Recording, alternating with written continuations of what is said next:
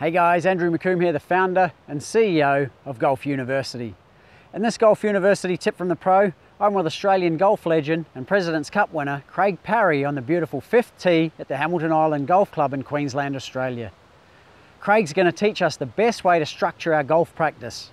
But before we start, and if you haven't done it already, I encourage you to subscribe and hit the bell icon below so that I can notify you every time a new episode is released. And if you stick around until the end of this episode, I'm going to give you access to our famous Golf University Skill Assessment, which has helped thousands of our members, just like you, find and fix the one thing that's killing your golf scores, your handicap, and your game.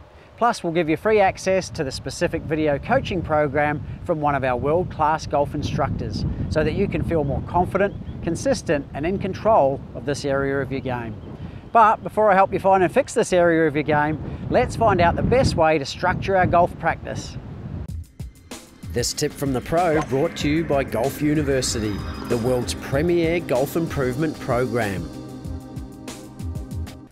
Love practicing. How do you structure your practice for golf? Well, you structure it in a way that, you allocate different areas, short game, putting, irons, woods, then you'd go out and play 9 holes or 18 holes. And then you come back and actually work on what didn't work out in the golf course. Mm-hmm. And in those hours or half hours that you allocate, what are you doing per thing, or how do you structure all that? Well, the short game itself, bunker shots, chipping, you get a little disc, throw it on the green, make it in the hardest position you could actually have on the green, like a flag placing, and practice that shot and get the toughest lies, uphill, downhill, side hill, plug balls, all the different shots that you would get out in the golf course, yeah, and try and master it. So when you got out in the golf course, you know exactly how to play it. Do you find that most people, they only practice their best shot rather than the tricky stuff that really is what happens on the course? Absolutely. The best shot, you're going to get up and get a lot of confidence out of, and practice it and you become very good at it. But what you need to do is actually work out what your weakness is and really go and practice that so it's a strength. And that way you can actually get out in the golf course and not have a fear of any shot out in the golf course. Yeah. Be it water, bunkers, around trees, under trees, over trees. You know how to play everything. And you've obviously been very successful. How many hours did you used to train a day? It used to be about 8 hours a day I would actually do.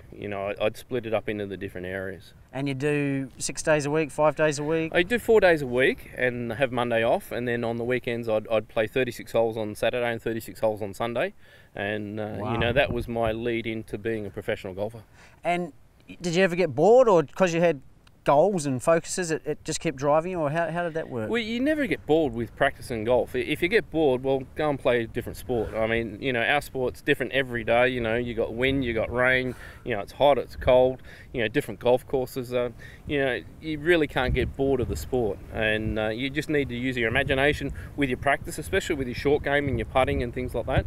And, it's enjoyable, so you should get out and do it. And so for a junior or a club golfer that really wants to get the best out, what's the key piece of advice you've got for improvement for them? Improvement?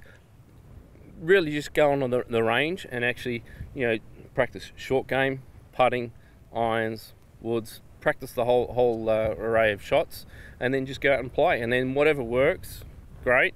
Whatever doesn't work, that's when you go back and practice it again. Yeah, very good. Because I notice most social golfers, they'll turn up on a Wednesday and a Saturday. They won't practice in between or beforehand, but you're saying it would be best to actually go to the range as opposed to get out and play?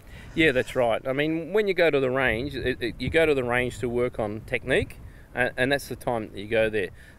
When you've got a big period of time, 5 to 8 hours, that's the time you go and work on your swing, your grip, your stance, all that type of scenario. But when you're going there to warm up before you go and play, just hit a few shots and then go and play. A lot of amateurs really don't get the right to actually get upset because they don't do enough practice. No. And if you don't do enough practice, well, you can't expect a lot. Well, there it is. I hope you enjoyed this Golf University tip from the pro.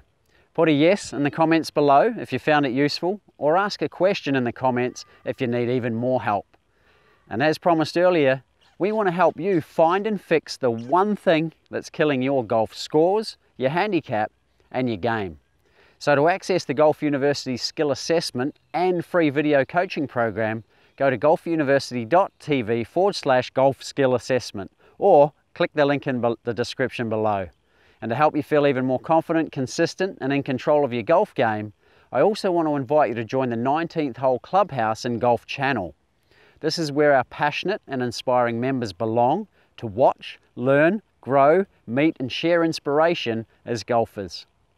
You can join the 19th hole for free at the 19thhole.club or click the link in the description below. And as a member, you'll have access to hundreds of golf lessons, travel episodes and documentaries. Plus you'll get member-only discounts on our golf schools, tournaments, travel tours and signature programs. And if you're a golf addict like me, you can also join our members-only Facebook group by clicking the link in the description below. And remember, if you've enjoyed this lesson, or you'd like to ask some questions, or you've even got an idea or a suggestion for another lesson, leave a like and a comment below, and I'll do my best with my coaches to answer them for you. And if you've got any other golfing friends who'd benefit from this lesson, hit the share buttons below as well.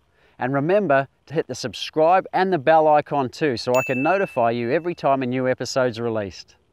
Thanks for watching, sharing and commenting, guys. I'll see you in the 19th hole.